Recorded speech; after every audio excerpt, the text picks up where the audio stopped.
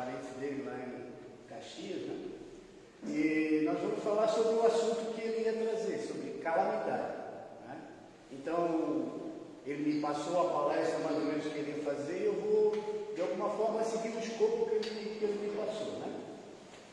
Então, lá ele começa, né, que ele diz, ele coloca lá na palestra, que existem dois elementos que atormentam a humanidade ao longo da nossa trajetória. Um deles é o medo da morte e o outro é a perplexidade porque Deus permite determinadas calamidades no mundo. E ele coloca mais, né? Frente às situações que estamos vivenciando, surgem algumas questões como: por que acontece esse tipo de coisa? Por que essas calamidades acontecem? Né? Porque Deus permite, como a pandemia que aconteceu alguns anos atrás, que ceifaram muitas vidas, de acordo com a OMS, né, a Organização Mundial da Saúde, 15 milhões de pessoas no mundo e 712 mil pessoas aqui no Brasil. Né? Então, ele coloca ainda mais, né? Por que Deus permite, né, que essas calamidades como as enchentes, como os tornados, como os deslizamentos, como aconteceu em Papua Nova Guiné, que matou mais de 2.000 pessoas, né? Como os vulcões, furacões que acontecem no mundo, né?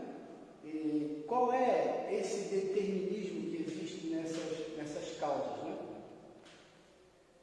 E aí, por que a justiça divina está desapercebida dessas situações? Ela não está, né?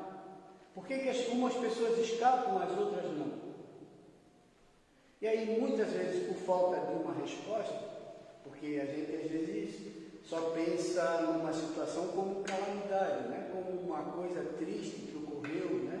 Que matou várias pessoas, que causa comoção na gente, né? Que causa às vezes, desarmonia, né? Porque a gente às vezes não aceita a perda de um parente, a perda de um irmão, né? A perda de um companheiro, né?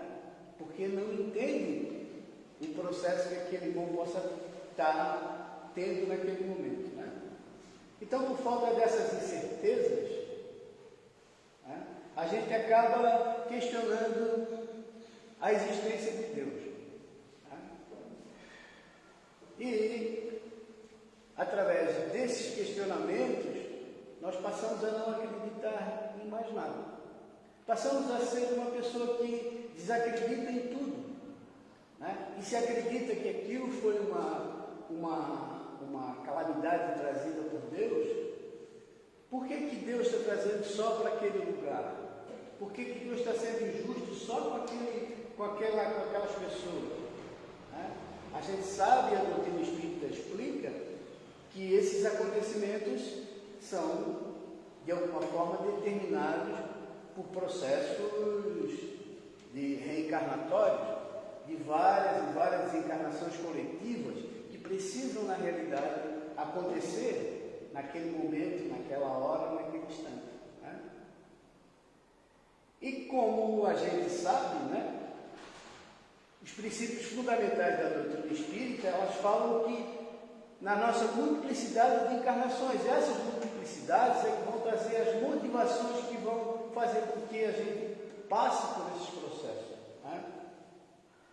E enquanto espírito de evolução, que ainda não estamos totalmente evoluídos, nós vamos ser espíritos crísticos, mas ainda está muito longe, né? Espero que daqui a uns 100 mil anos talvez a gente consiga. Mas, como a gente ainda não chegou a ser espírito crístico, a gente ainda está propenso a passar por esses processos. Né? E assim a gente sabe que durante essas nossas vivências, essas nossas encarnações, a gente já fez várias coisas que foram contra as leis divinas, né? Que de uma hora para outra ela vai ter que ser ressarcida desse processo. Né? Nós, espíritas, sabemos que há uma condição para que cada um passe por esse processo. Né?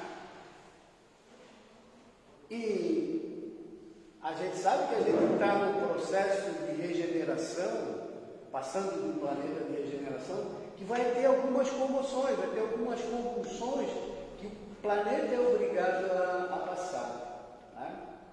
Então, lá na Gênesis, no item são chegados os tempos, ele faz uma contrapartida com relação ao que fala João no seu Apocalipse, né? Quando ele fala lá que o mundo vai acabar daqui a um certo tempo, né? Mas ele tem uma visão diferente da visão espírita, né? Lá ele diz que Jesus vai vir com seus anjos e vai acabar com o mundo, né? Através do fogo. E a gente sabe que o mundo ele tem um prazo, né? Como a gente tem prazo também, né? De acordo com os cientistas, daqui a mais ou menos 4 bilhões e alguns milhões de anos, a Terra não precisa mais existir, não vai mais existir como planeta. Por quê? Porque ela já passou por todo o processo evolutivo do planeta e vai servir de matéria para outros planetas, para outros sistemas solares, para outras estrelas, enfim, para o que Deus quiser fazer com ela. Né? E lá na Gênesis ele diz que uma mudança radical dessa, né? Ela tem que se realizar, não vai ser realizada sem comoções, sem as calamidades, sem as guerras, sem as pandemias, que são processos de ajustes entre as pessoas, são processos de reencarnações que nós temos que passar para nos ajustarmos como espíritos, para melhorarmos, avançarmos progressivamente, né, na nossa vida, na humanidade.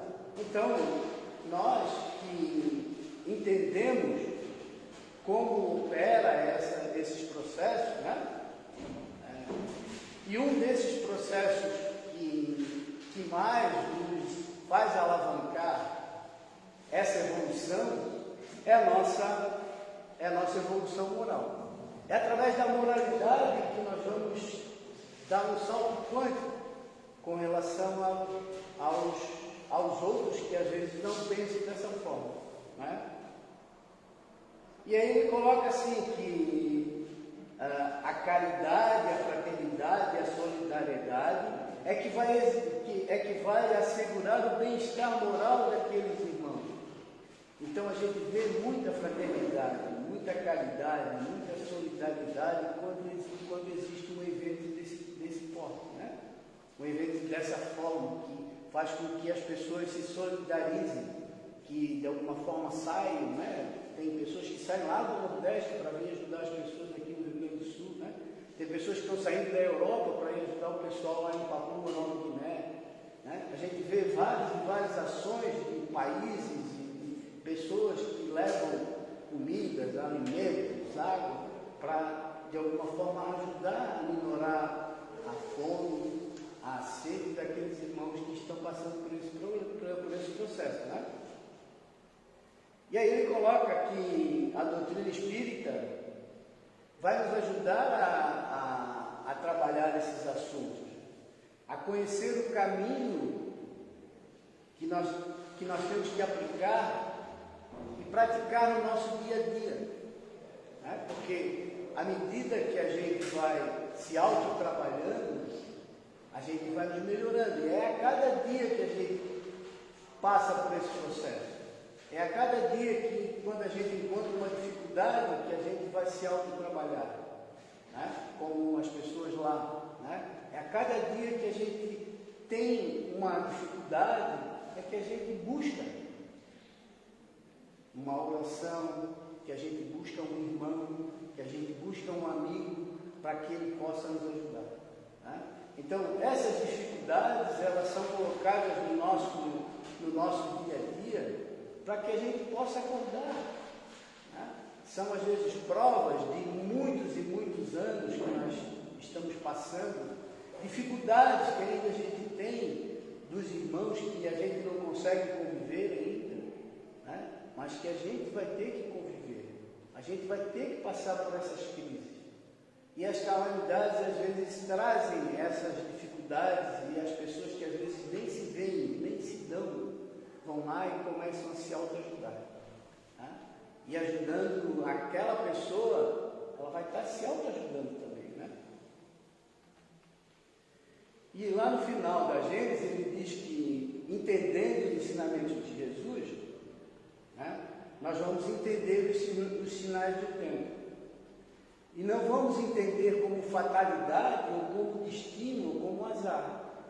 Vamos sim ter uma razão mais compreensível do que acontece, né, com as pessoas, com a humanidade.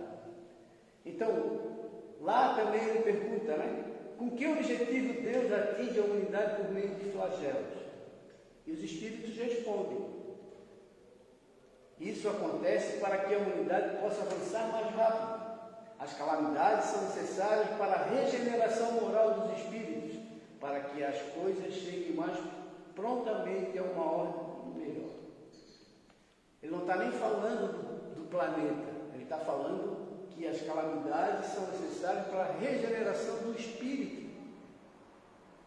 Porque somos nós, espíritos, que fazemos a egrégora do nosso planeta, que trabalhamos as nossas energias e levamos para o nosso planeta para melhorar essas energias, para o planeta se melhorar energeticamente. Claro que o planeta ele vai seguir o rumo dele, o planejamento dele, mesmo que a gente esteja com energia ruim, não aconteça nada, o planeta vai seguir o progresso dele, né? Nós é que temos que, de alguma forma, não ficarmos para trás, né?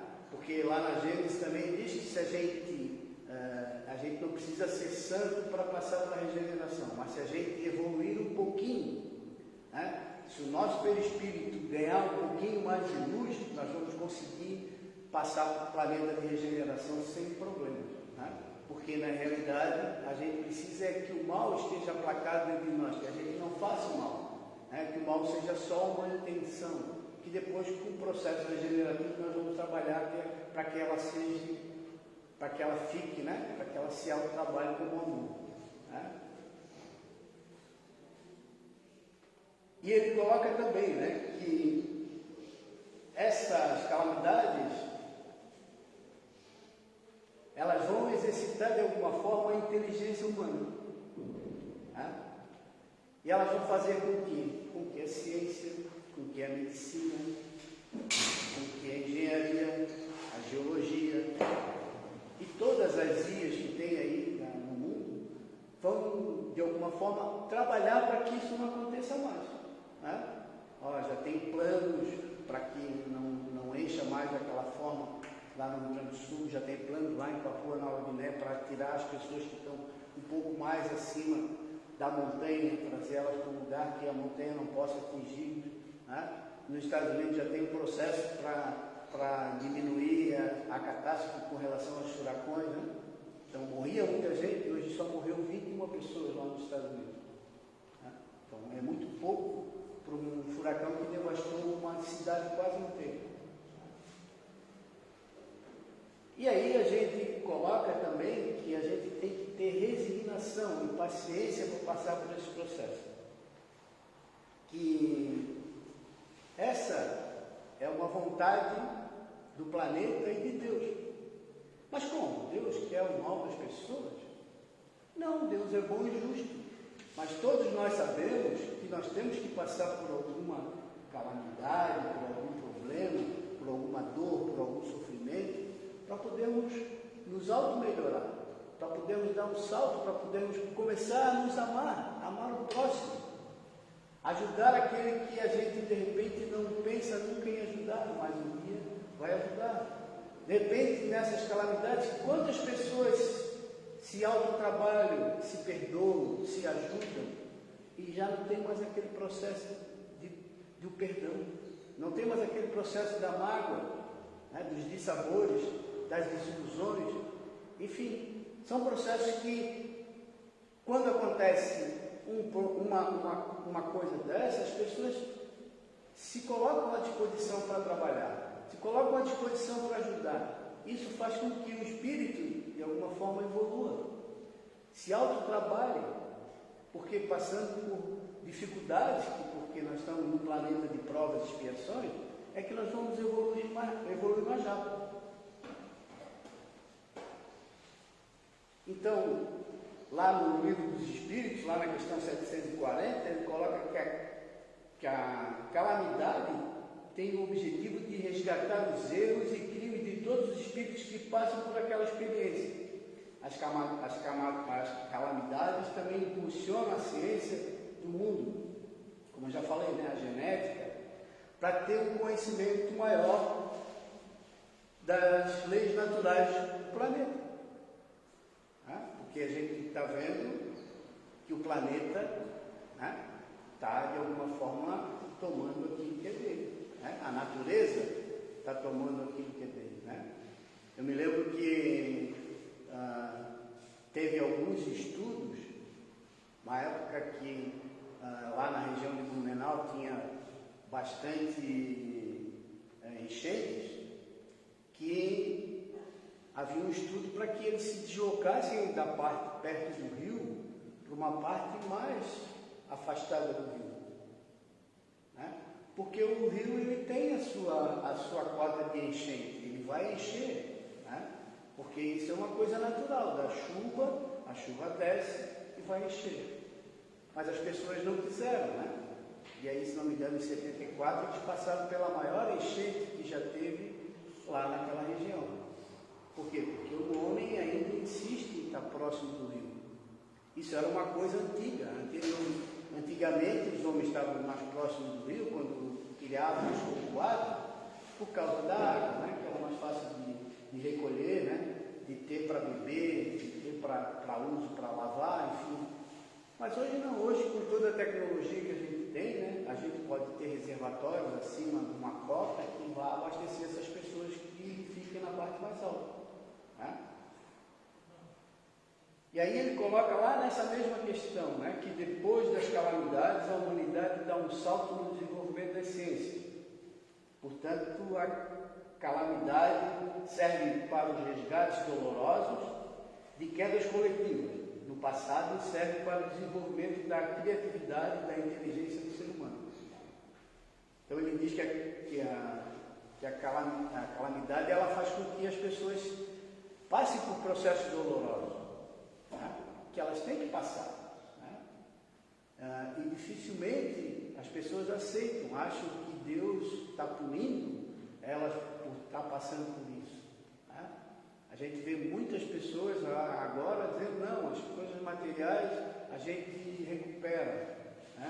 Não morreu ninguém da minha família, então as coisas materiais a gente vai recuperar. E é mais ou menos isso que a gente tem que pensar.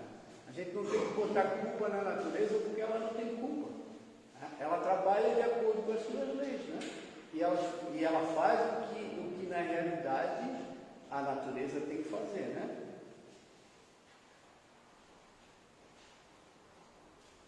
E as campanhas de movimento solidário geram uma energia sublime dentro dos indivíduos. E aquele que doou mesmo sem saber o que é aquele que recebeu. A gente está dando uma doação aqui, estou dando com tanta vontade, que a pessoa que recebe lá vai ter uma energia muito boa para poder continuar o processo dele de trabalho, de limpeza, enfim, de fazer o que ele tem para fazer.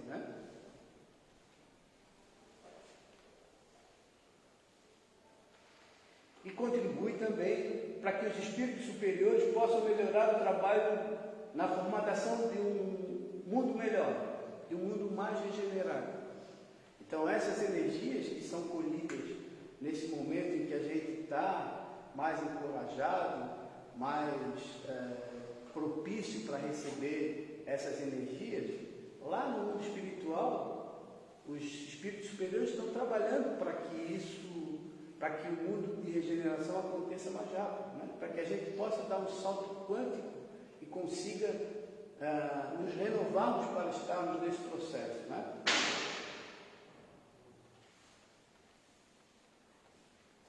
E também, essas tragédias fazem que milhões de espíritos resgatem os débitos do passado.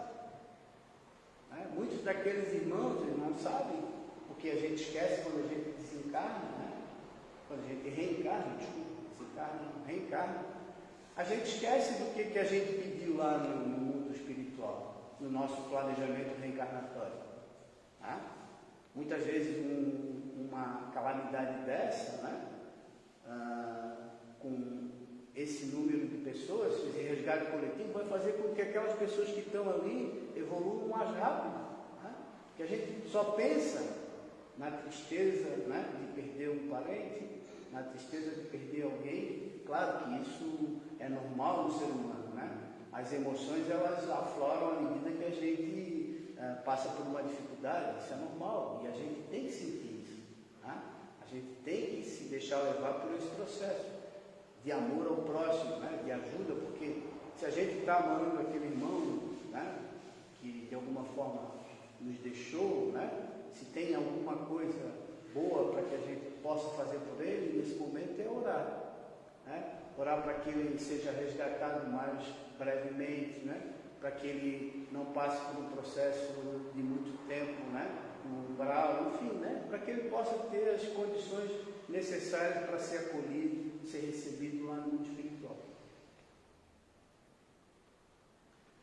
E ele coloca aqui, né, que a finalidade das calamidades, né, está na lei do progresso, que determina ao homem o progresso incessante, sem retrocesso, no campo intelectual e moral, cada um a seu tempo, no seu ritmo, sendo que se um povo não avança bastante rápido, Deus lhe dá de tempos em tempos um abalo físico ou moral que o transforma.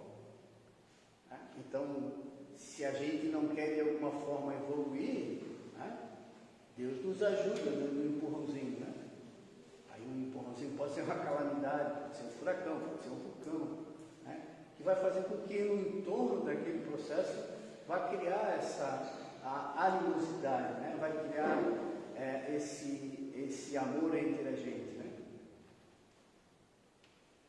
E coloca lá que não há nenhuma fatalidade nesses eventos. E para reforçar esses ensinamentos, lá na pergunta 851 a 267 do Livro dos Espíritos, ele fala o seguinte: na questão 851, os Espíritos nos dizem: a fatalidade só existe no tocante à escolha feita pelo Espírito. Quer dizer que o Espírito diz que a fatalidade só existe no tocante à escolha feita pelo Espírito. A prova que ele fez lá no mundo espiritual, para ele pode ser uma fatalidade, mas para Deus não. Ao reencarnar, ele suporta aquela prova. Ao escolher, traça para si uma espécie de destino, que para nós não existe destino, né? Que é a própria consequência da posição em que se encontra, que é própria da consequência da condição que ele se encontra. Quer dizer, naquela condição ainda não tão evoluído moralmente, de repente ele tem que passar por uma prova para ele se autotrabalhar, para ele ressignificar a sua vida, fazer com que esse processo seja mais rápido, para que ele evolua também mais rápido. Na questão 853, ele diz que fatal, no verdadeiro sentido da palavra, é só no instante da morte. Chegando a esse momento, de uma forma ou de outra, a ele não poder escutá-lo. Ele está dizendo aqui que fatal é só a morte, né? Porque não é uma fatalidade, fatal é só a morte. Ele diz que nós vamos ter que morrer um dia. E esse é o verdadeiro sentido da palavra fatal. E chegando a esse momento, nós não temos o que fazer. Nós não temos mais não temos o que trabalhar, né? Que a gente já sabe que a gente vai desencarnar algum dia, mas não sabe quando, ainda bem, né? Se a gente soubesse que ia desencarnar amanhã, eu já ia sair daqui e ia fazer uma viagem lá para não sei onde. Para mim morrer viajando, né? Para não dar trabalho para ninguém. Então, a gente não sabe, e é bom a gente não saber, né? Nem os espíritos evoluídos sabem, né, quando vão desencarnar. Chico Xavier perguntou para Emmanuel, quando ele desencarnar, ele disse, quando o povo estiver feliz, tu vai desencarnar. Mas, pô, o povo brasileiro, quando é que o povo brasileiro vai estar feliz? Na Copa de 2002, se não me engano, né? O Brasil ganhou o campeonato, o país estava feliz, né? E ele desencarnou. Tá? Então, ele não sabia quando ia desencarnar, né? Mas ele falou, no dia que o povo estiver feliz, ele imaginou que ele nunca ia desencarnar, porque quando é que o povo brasileiro ia estar feliz? Né? Então ele continua, né? Lá na fatalidade. Diz que graças à lei de ação e reação e ao livre-arbítrio, o homem pode evitar os acontecimentos que deveriam realizar-se, como também permitir outros que não estavam previstos. Na realidade, ele quer dizer aqui que nós, de alguma forma, fazemos a nossa caminhada aqui na Terra. Tá? De acordo com do nosso livre-arbítrio, nós podemos nos melhorarmos ou piorarmos. Né? Se a gente começar a fazer o mal, se a gente começar a trabalhar contra nós mesmos, né? A gente está vendo muito hoje no mundo, né? As pessoas, por alguns motivos menores da vida, tirarem a vida através do suicídio. E a gente sabe que o suicídio, para o espírito, é como um homicídio. Por quê? Porque, na realidade, ele está se automatando. Né? Ele tem um tempo de vida, ele tem um tempo para viver, e ele tira esse tempo. Né?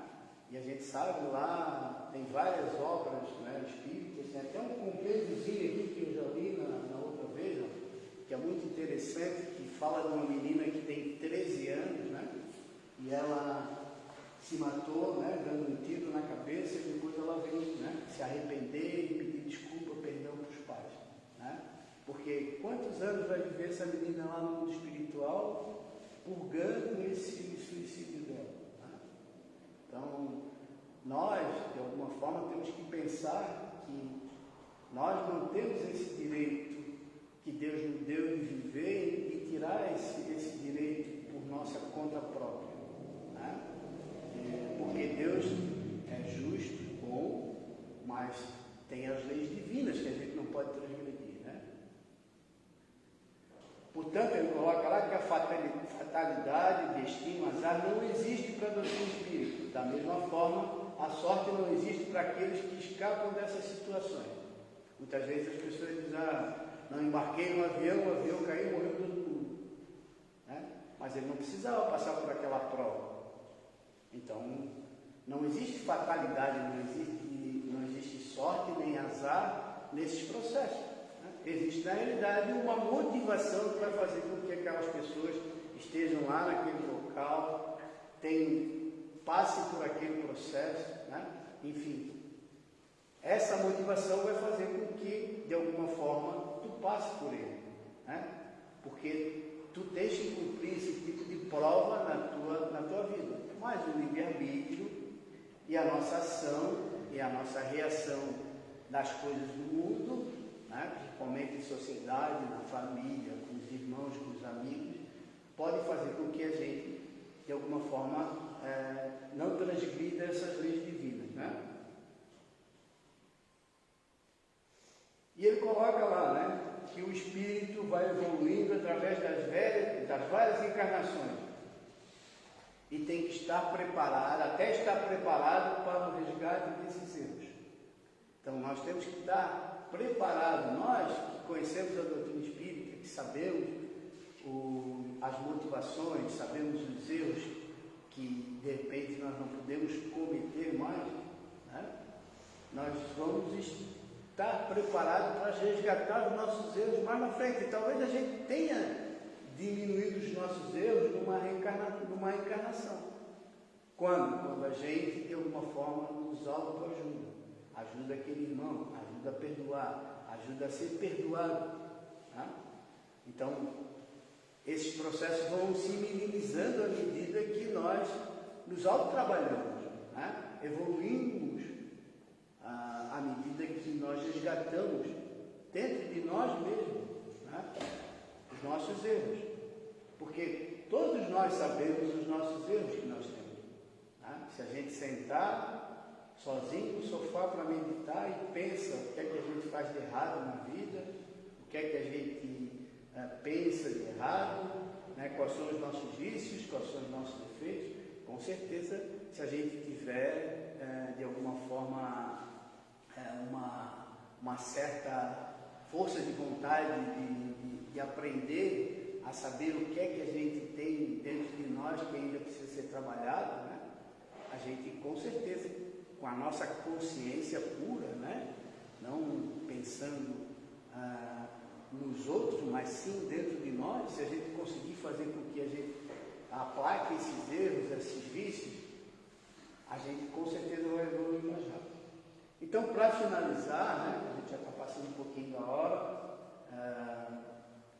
eu trouxe aqui, na realidade foi o Albano que colocou aqui, né, porque ele me deu o escopo da palestra, e ele colocou aqui uma passagem que está lá no livro Ação e Reação do Chico Xavier, né, escrita pelo espírito André Luiz, que fala da história de Ascânio e Lucas. Ascânio e Lucas eram espíritos já um pouco mais evoluídos, né? E eles estavam um tempo lá no mundo espiritual, trabalhando, se esforçando, e lá tem uma hierarquia, que à medida que tu vai evoluindo, tu vai subindo hierarquicamente, né? Não que isso seja uma coisa, né? É uma coisa natural mesmo dos espíritos, à medida que tu vai evoluindo. E eles estavam trabalhando e fizeram vários pedidos para que eles pudessem ocupar uma outra área que eles estavam interessados em trabalhar, né? E os espíritos superiores não respondiam para eles, né? E aí uma vez eles entraram lá na sala do pessoal, do supervisor lá, e disseram, a gente já fez vários e vários pedidos para a gente poder trabalhar numa outra área que a gente está interessado em evoluir naquela área, tal. Por que a gente não vai para aquele lugar? Aí o supervisor abriu uma tela e mostrou uma vida passada deles em que eles eram soldados da Joana d'Arc, na época da Revolução Francesa, em 1429. E lá eles ganharam a guerra, né? E encontraram duas pessoas que estavam em cima do monte, né? E como eles não queriam levar as pessoas como prisioneiras, porque dava muito trabalho naquela época levar as pessoas como prisioneiras, eles empurraram essas pessoas da montanha e as pessoas caíram lá embaixo. E à medida que eles viram aquela imagem, eles começaram a pedir para que eles voltassem a reencarnar de novo. E aí eles reencarnaram na época em que haviam vários protótipos da aviação. Tá? Então, várias pessoas fazendo vários protótipos de aviões, e eles foram testar um desses aviões e se jogaram no penhasco e caíram lá embaixo e desencarnaram. Então, cumpriram essa parte da reencarnação. Tá? E é interessante que a gente às vezes pensa numa guerra, né? O que é que acontece numa guerra que de repente a gente esquece, né? Como eles esqueceram. Eles eram espíritos já mais evoluídos, já estavam num plano muito melhor, né? Mas só que as coisas ruins às vezes a gente esquece, né? Às vezes não pensa nas coisas boas. Então era isso que eu tinha para a noite de hoje, né? Espero ter trazido aqui, né?